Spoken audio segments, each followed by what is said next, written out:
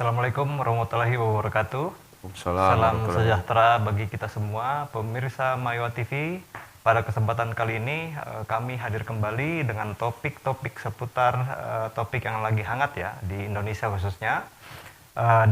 Saat ini saya ditemani oleh Bang Andi Yulham dari redaksi Mayowa TV. Topik kali ini kita akan mengangkat masalah fenomena daripada penarikan dana Muhammadiyah, ya, PP Muhammadiyah, atau bedol dana ya istilah singkatnya bedol dana dari penarikan dana ada PP Muhammadiyah dari Bank BSI sebesar 13 triliun. Nah, ini sempat memang agak sedikit membuat membuat spekulasi ya, Bang ya. Spekulasi ini, dan tentu saja BSI dalam hal ini sepertinya sudah siap dengan situasi ini. Ya. Sepertinya sudah siap. Namun ini sempat juga ada sedikit likuiditas mungkin yang agak terganggu, tapi saya rasa BSI mungkin mampu menghadapi situasi ini, Bang ya. Dan kedua, kenapa sih Muhammadiyah begitu mempunyai dana yang cukup besar di dalam rekening BSI ini? Mungkin fokus kita kali ini bagaimana usaha-usaha apa saja yang dimiliki Muhammadiyah sehingga memiliki begitu cukup banyak dana simpanan yang disimpan di BSI saat ini. Ya, itu bahasan kedua ya. Ya, bahasan kedua. Bahasan pertama tadi itu soal pengaruhnya terhadap BSI atas penarikan ini. Betul. Itu betul 13 triliun uang yang disimpan di Bank Syariah Indonesia. BSI ini kan sejarahnya adalah bank syariah penggabungan tiga bank BUMN, Pemandiri, BNI, dan kalau tidak salah BRI. Ya. Penggabungan ini itu artinya BSI itu adalah BUMN. Betul. Nah, kalau normalnya sebuah bank, tentu kalau penarikan secara bersamaan 13 triliun itu kan cukup besar. Ya. Tentu akan menyulitkan bank bersangkutan dalam rangka menyiapkan dana menyediakan likuiditas secara mendadak. Tapi karena tadi kita bicara soal latar belakang BSI adalah gabungan 3 bank besar, dalam hal ini BUMN, tentu soal efek daripada pengambilan dana itu mungkin bisa diatasi. Tentu karena dia bank satu itu tadi soal kemampuan likuiditas dari 3 bank itu, yang paling penting adalah tentu pemerintah dalam ini Bank Indonesia akan sangat concern untuk membackup. Itu yang kedua. Yang ketiga, kesehatan keuangan BSI berdasarkan laporan neraca terakhir saya kira itu sehat ya. Jadi kemungkinan besar akan teratasi dengan mudah. Cuma memang itu teorinya kan, berdasarkan kalau berdasarkan faktanya kan sebenarnya memang sedikit banyaknya pasti terpengaruh. Ya. Salah satu contoh sudah mulai ada berita ini sudah mempengaruhi soal nilai saham bank salah satu bank ya kan. Di Bursa Efek ya. Di Bursa Efek. Karena kan kalau soal bursa saham itu kan soal psikologi. Ya. Ya, psikologi. Sama juga kalau misalnya ada bank yang ras, artinya penarikan uang secara besar-besaran itu kan soal psikologi. Ya. Nah, terutama bahwa bank itu dalam menerima dana nasabah itu memang diperbolehkan menyalurkan dana yang diterima dari nasabah itu mayoritas untuk kredit dan hanya menyisakan sebagian kecil daripada uang cash yang harus disimpan supaya itu untuk mengantisipasi penarikan secara itu kesulitannya karena memang dibolehkan. Seandainya misalnya bank itu misalnya syarat minimal penarikan penyimpanan cadangan likuidasi itu misalnya ditinggikan, mungkin bank tidak ada masalah. Cuma kan sekarang kalau tidak salah berapa ya? Mungkin cuma ada 10% dari total tabungan yang dihimpun. Nah, otomatis kan kalau misalnya bank itu menghimpun katakanlah 100 atau 200, maka sebagian besar dari dana tabungan itu adalah boleh dipergunakan untuk untuk dilakukan semacam aktivitas ekonomi pada pihak-pihak ketiga. Ya. Nah, saya kira tapi berdasarkan tadi latar belakang BSI, besar kemungkinan itu akan dilalui dengan baik. Dan saya kira itu akan harapan kita semua, sebab kalau tidak bisa menimbulkan semacam tanda kutip keguncangan ekonomi. Ya, spekulasi ya. Ya, karena ini terutama soal psikologi, persepsi kan, persepsi masyarakat, psikologi masyarakat. Yang mudah-mudahan ini aman-aman saja. Ya. Ini kan kembali ke latar belakangnya PP Muhammadiyah, yang istilahnya penarikan dana ini berdasarkan memo yang dikeluarkan pada tanggal 30 Mei 2024. Ya. Menurut PP Muhammadiyah dikatakan bahwa penarikan ini atau pengalihan sejumlah dana ke bank syariah lainnya dari BSI itu dikatakan untuk mendukung rasionalisasi daripada kompetisi bank syariah yang sehat. Ini kan ada apa di balik pernyataan Muhammadiyah seperti ini yang mengatakan bahwa pengalihan sejumlah dana ini dengan tujuan untuk mendukung kompetisi bank syariah yang sehat.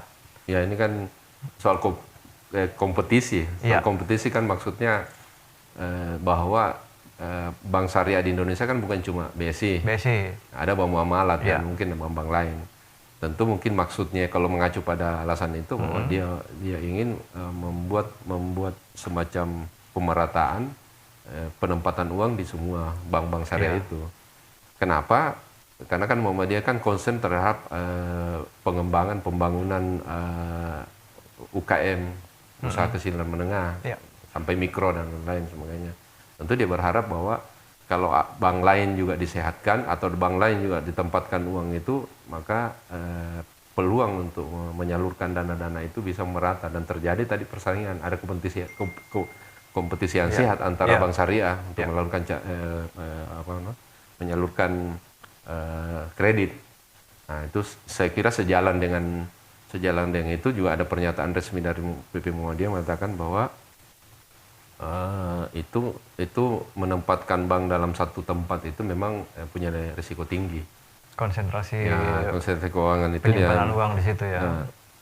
Ini seperti disampaikan oleh salah satu petinggi PP Muhammadiyah. Itu memang. Tapi sebenarnya yang menarik sebenarnya di masyarakat sekali bincangkan itu adalah soal bahwa sebegitu besar orang yang terhenyak. Sebegitu besar aset yang dimiliki oleh Muhammadiyah. Uang cash saja segitu. Iya, benar. Uang cash saja segitu, gimana aset yang lain ya. Betul. Nah, jadi itu yang jadi perbincangan sekarang.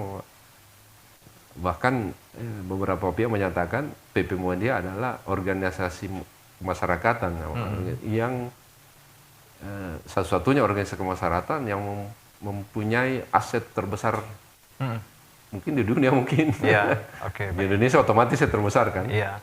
Jadi boleh dikatakan BSI ini ketika Muhammadiyah melakukan bedol dana ini dianggap BSI sudah besar ya, sudah mampu berdiri. Ya mudah-mudahan begitu. Ya seperti itu ya. Dan tentu kan saya kira ada semacam pembicaraan di balik layar bahwa ini contohnya misalnya bahwa itu tidak dilakukan secara serentak, bahwa harus keluar semua 13 triliun ya. Apakah berlaku di seluruh Indonesia? Jadi setiap wilayah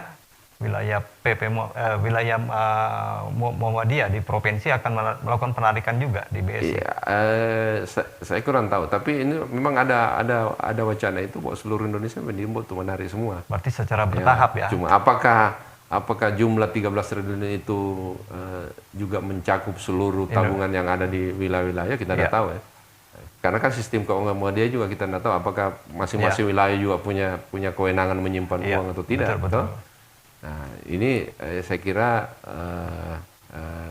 perlu lebih jelas kita memahaminya supaya lebih komprehensif. Oke, baik. Ini Bang, ketika kita melihat jumlah yang fantastis ini, 13 triliun, pasti kita bertanya, masyarakat atau pemirsa bertanya, besar itu aset dari likuiditas Muhammadiyah.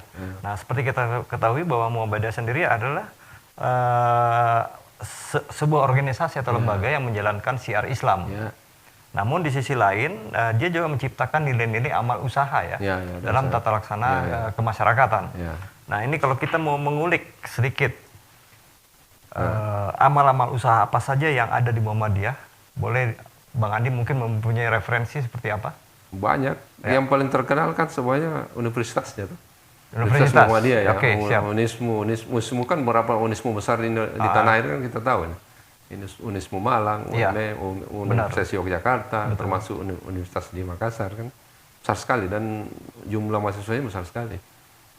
Jumlah perguruan tinggi Universitas Muhammadiyah itu melebihi jumlah perguruan tinggi negeri yang ada di Indonesia. Secara Nasional. Oke. Bahkan menurut catatannya 172 perguruan tinggi seluruh Indonesia. Muhammadiyah. Itu untuk perguruan tinggi ya? Perguruan tinggi.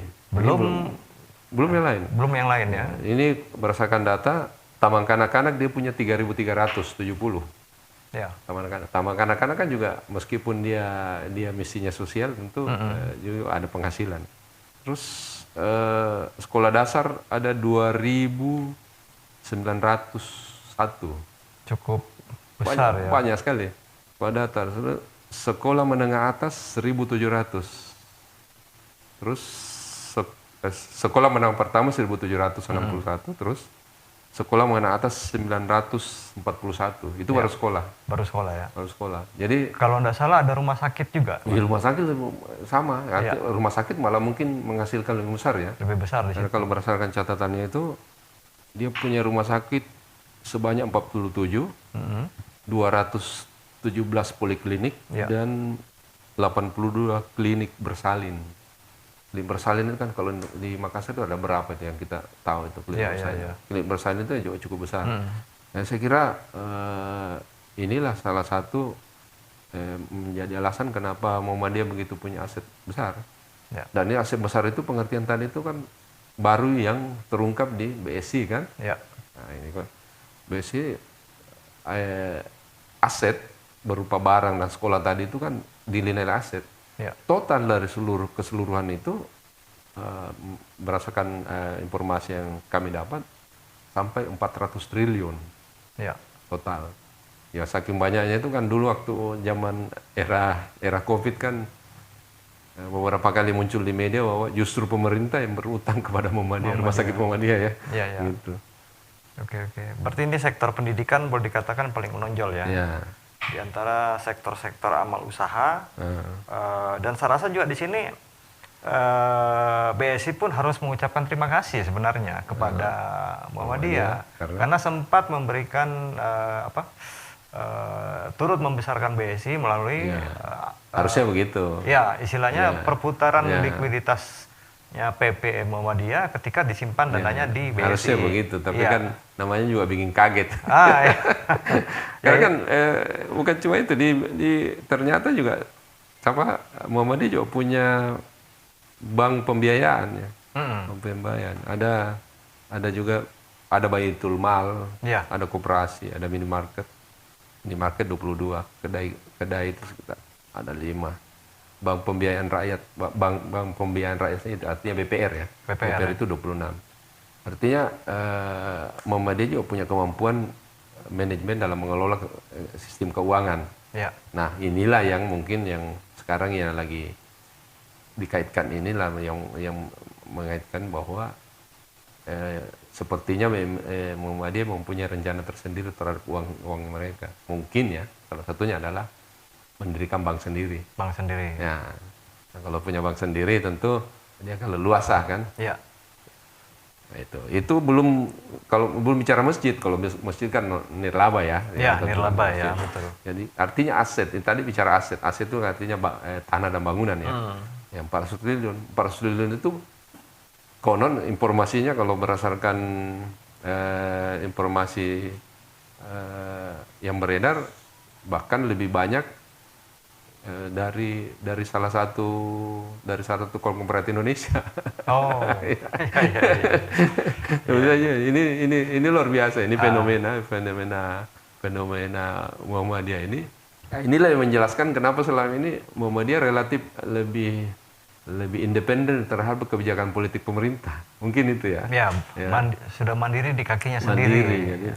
Dan itu pula yang menjelaskan kenapa program Jokowi bersama Bahlil itu untuk memberikan izin usaha tambang kepada kepada apa itu, kepada LSM. organisasi kemasyarakatan, organisasi berbasis agama itu tidak serta-merta diterima oleh Muhammadiyah. Berbeda dengan NU kan langsung ambil. Mungkin itu salah satu yang menggambarkan bahwa ada kemandirian ada kemandirian di organisasi ini. Ya memang mungkin ya rasionalisasi dana yang disimpan di BSI ini mungkin salah satu cara ya, salah satu cara bahwa bagaimana memajukan kehidupan masyarakat itu secara lebih merata. Ini mungkin maksudnya. Ini alasan idealnya kan begitu. Idealnya seperti itu. Bahwa dia dengan menempatkan uangnya di bank syariah lain, otomatis juga menghidupkan bank syariah lain. Bukan cuma BSI. Ada pemerataan lah istilahnya. Toh BSI kan sudah ditopang Apakah ditarik total semua atau? Nah ini yang kita tidak tahu.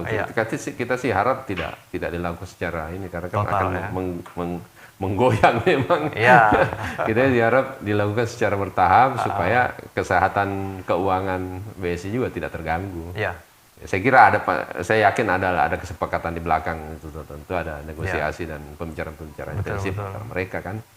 Yang penting bahwa yang muncul di permukaan bahwa ada keterkejutan publik bahwa ternyata sebenarnya itu soal aset Muhammadiyah kan sudah lama dibicarakan bahwa besar.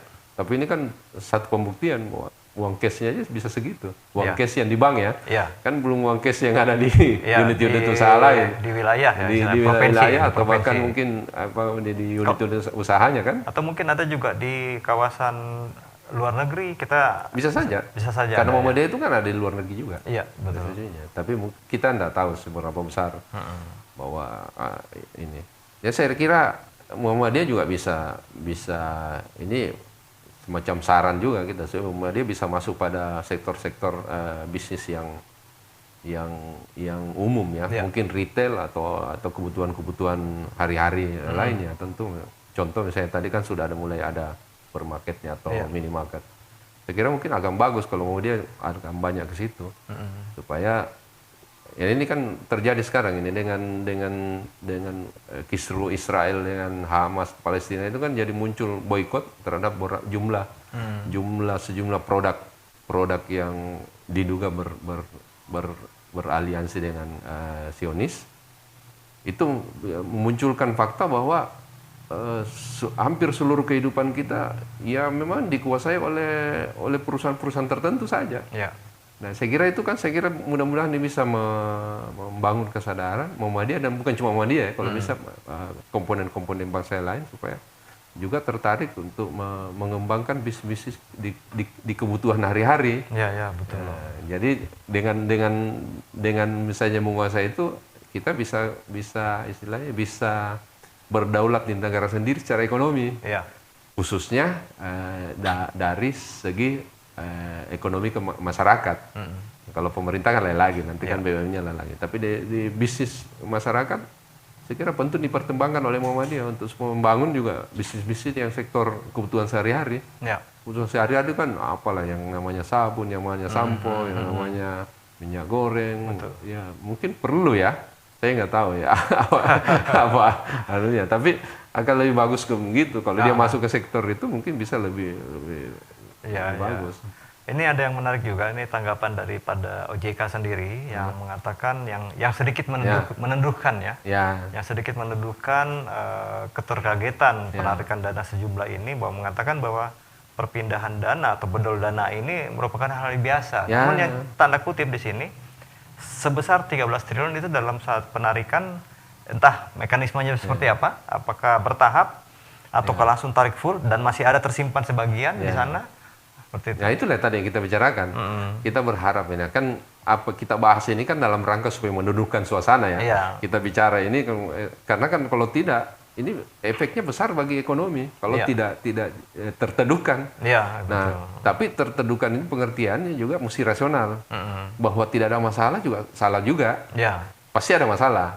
Cuma kita sampaikan secara rasional. Rasionalnya apa itu tadi bahwa BSI itu kan peleburan antara tiga bank syariah BUMN, BRI, BNI, Mandiri. Itu saja saya kira sudah jaminan bahwa tidak akan ada kekurangan likuiditas. Kalaupun kekurangan likuiditas kan dipastikan Bank Indonesia pasti menjamin. Ya, Karena betul. menjamin beda kalau misalnya non pemerintah, mungkin orang masih ragu-ragu Ya, dari segi psikologi ya. Ya. Karena ini kan menyangkut psikologi. ya, Nah, cuma ada hal yang tidak bisa teratasi tadi soal apa namanya bursa saham. ya, Nah, saham itu kan susah Ya. menjelaskan karena kalau dia saham itu ada kejadian pasti ada reaksi, pasti dia masih ada reaksi. ya. Ini memang bukan ras sebenarnya, Bukan ras. bukan ras dia. Jadi Ras itu kan mengambil secara besar-besaran sepertinya kalau anunya ada dari banyak pihak Iya. masyarakat yang melakukan. Iya. Ini kan pengambilan besar hanya cuma satu pihak. satu lembaga Nah, saja. sudah. Yang jadi ras kalau orang-orang yang menyimpan bank baik bu kecil menengah dan Iya. lain-lain itu juga ikut-ikut mengambil serentak serentak itu ya. pasti jebol. Ya, ya, likuiditas sampai terganggu. Pasti jebol. Baik, baik. Ya, kembali kepada tadi main bisnisnya apa? Muhammadiyah. Muhammadiyah. Di samping menjalankan syiar Islam, dia juga berperan dalam amalan usaha. Kira-kira kontribusi terhadap pembangunan nasional, khususnya di era masa Jokowi ini bagaimana, Bang? Kalau Ya, besar sekali. Besar sekali ya, Besar sekali. Karena tadi soal bicara pendidikan. Karena dia memang masuk di sektor sosial masalahnya, toh. Ya. Pendidikan sudah otomatis. Bayangkan kalau dia lebih besar dari jumlah PTN yang ada di Indonesia. Jumlah Ya, apa? jumlah PTN, perguruan tinggi negeri perguruan yang ada di tinggi. Indonesia. Iya, iya. Jadi jumlahnya ya, ini kita tidak bicara kualitas. Iya, Jumlahnya sudah jumlahnya. jauh lebih besar. Nah, belum rumah sakit. Rumah sakit kan sektor sosial. Iya. Sektor sosial tapi berpenghasilan besar juga. Iya, Kan? betul.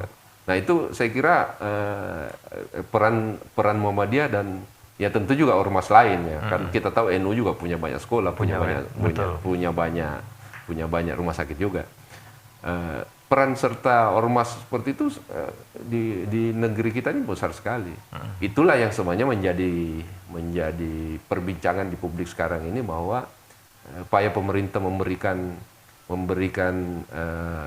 izin tambang kepada organisasi kemasyarakatan berbasis agama justru itu melemahkan peran-peran sosial kemasyarakatan daripada lembaga-lembaga agama tadi itu. Ya, yang berbasis di syiar Iya, agama itu ya. Jadi kalau misalnya dikasih sesuatu seperti misalnya izin dan ya diberi semacam hadiah, sebagian menyebutnya sebagai sogokan, itu justru melemahkan nilai juang mereka. Ya. Yang selama ini kita tahu sejak sebelum kemerdekaan hingga sekarang kan mereka berjuang sendiri. Iya. Berjuang sendiri. Nah kalau misalnya diberikan izin-izin seperti itu bisa dinilai sebagai memanjakan.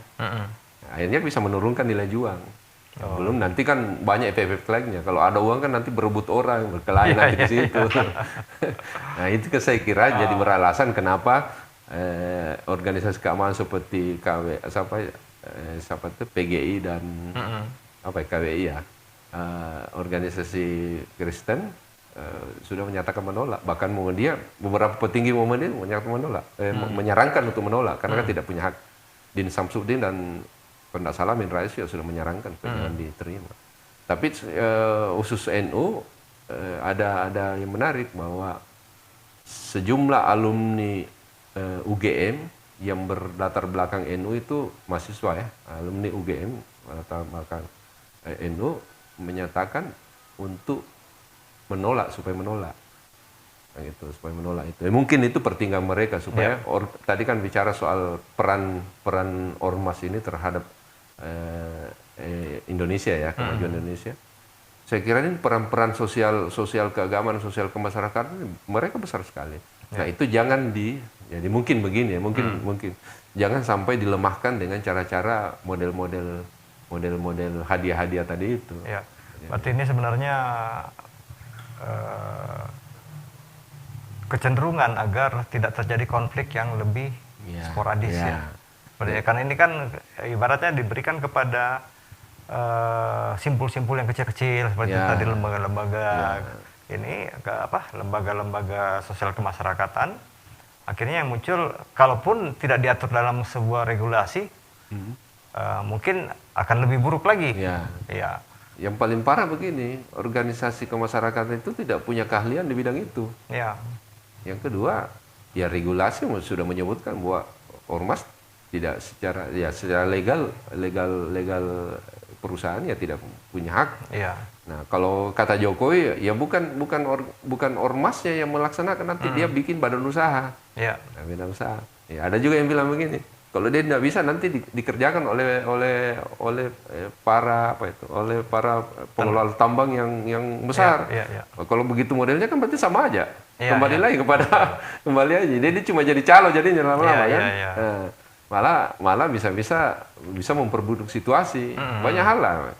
Kalau misalnya katakanlah ormas A misalnya mendapat memegang izin tambang, berarti kan nilai keuangan potensinya kan besar sekali. Otomatis nanti pemilihan pengurus akan berebut orang. Ya. Nah, kalau berebut orang kan jadi kapital lagi nanti situ. Nah, kalau sudah mulai main kapital, Ya. akhirnya ada orang-orang yang kira-kira berkepentingan terhadap tambang kan akhirnya ngijon ke organisasi. Oke, saya mau si A yang jadi ketua umumnya supaya nanti kalau dapat izin tambang saya yang kerjakan. Kan jadi berputar lingkaran setan jadinya. Ya. Itu saya kira gambaran-gambaran bahwa mungkin ada banyak baiknya, tapi buruknya juga banyak. Ya, istilahnya kalau misalnya ditangani secara lebih kelembagaannya lebih terstruktur, mempunyai pondasi yang kuat dalam hal permodalan, ini mungkin bisa akan membentuk istilahnya bentuk amal-amal usaha ini akan semakin lebih gampang berkembang. Terutama merusak apanya itu, semacam basis moral dia, basis struktur organisasi dia kan, yang tadinya sebagai organisasi kemasyarakatan yang lebih bicara tentang sosial, agama dan lain-lain, tiba-tiba berubah jadi orientasi bisnis kan beda. Nah, fungsi kontrol masyarakat yang biasanya dipegang oleh ormas jadi berkurang. Iya, seperti kita ketahui kan di sini kan Muhammadiyah itu ya di samping menjalankan syariat Islam, dia juga menciptakan nilai-nilai sosial budaya dan tata laksana. Nah, itu dia. Nah, ini kategorinya tata laksana. Jadi semacam manajemen semacam manajemen tata laksana agar masing-masing yang diayomi oleh PP Muhammadiyah istilahnya atau yang dibentuk oleh PP Muhammadiyah itu betul-betul dapat mengamalkan usaha itu kepada lebih merata kepada masyarakat. Itu dia. Jadi dia punya tanggung jawab sosial kemasyarakatan kan. Ya kalau dimasuki bisnis kan jadi berubah dia punya. Mindset anggota dan organisasi kan jadi berubah. Ya istilahnya gini, kasarnya begini. Yang tadinya punya kepedulian sosial bagus, tiba-tiba dimasuki hal-hal begitu kan jadinya jadi matre. Iya, betul. Jadi gampang bahasa ini jadi matre. Yang tadinya nggak mau membantu, jadi matre. Oke, baik Bang. Ini cukup menarik kalau kita mau mengulik semua ini dari A to Z-nya. Bagaimana Muhammadiyah dapat berkembang besar seperti saat ini. Namun yang jelas satu catatan penting bahwa tata laksana yang dilakukan oleh Muhammadiyah sudah terstruktur dengan rapi. Dan yang paling penting saya kira situasi tadi kita bilang aset dan kemampuan ekonomi atau peran-peran sosial politik, sosial kemasyarakatan Muhammadiyah itu perlu kita dukung secara masyarakat karena dia jadi benteng dari sistem ekonomi Indonesia. Ya benteng kalau dulu kan zaman Soekarno itu kan ada koperasi. Ya kan kalau pelaku bisnis ekonomi itu kan ada BUMN, swasta dan koperasi. Koperasi kan hilang. Ya kita sih harapkan dengan koperasi katakanlah mengecil fungsinya, ya Muhammadiyah yang mesti menempatkan karena bangunan ekonomi Indonesia harus ditopang dengan kekuatan itu. Jangan. Ya kalau sekarang kan sistem konglomerasi kan kita tahu sendiri efeknya kan buruk. Nah ya kalau bisa ada kekuatan ekonomi yang bersumber dari dalam yang bangun, tapi dibangunnya bukan dengan sistem instan. Instan itu pengertian tadi itu memberi hadiah-hadiah yang kira-kira bukan tupoksinya. Ya kalau dia misalnya kalau pemerintah mau membantu, bantulah di sekolahnya, bantu di rumah sakitnya, bantu di TK-nya. Supaya dia lebih mumpuni dalam membangun tata laksana organisasi ada usahanya. Iya, betul. Baik, Bang. Ya, baik, Bang. Ini memang cukup menarik tadi pembicaraan kita mengenai bagaimana peluang sebuah lembaga yang berasaskan syiar Islam ternyata dapat menciptakan amalan usaha dan nilai-nilai sosial dalam tata laksananya kepada masyarakat. Dan bisa mandiri. Yang bisa mandiri. Dan kepada BSI sendiri sebagai lembaga perbankan yang besar di Indonesia, kami yakin mereka mampu ya, mengelola situasi ini. Dan kita sampaikan masyarakat, insya Allah tidak ada masalah ya. Ya, aman terkendali. Mudah-mudahan aman terkendali. Mudah-mudahan, amin ya rabbal alamin. Demikian pemirsa, bincang-bincang kami pada hari ini mengenai bedol dana atau penarikan dana Muhammadiyah dari BSI sebesar 13 triliun yang ternyata menimbulkan spekulasi dan sudah kita bahas di sini dalam kondisi yang meneduhkan. Ya, mudah-mudahan akan menjaga perekonomian kita tetap sehat seperti Bang ya. Ya, kami dari redaksi Mayo TV, saya Leo Prianto Wardiana dan Bang Andi Ilham mohon pamit dari hadapan pemirsa. Wassalamualaikum warahmatullahi wabarakatuh. Waalaikumsalam warahmatullahi wabarakatuh.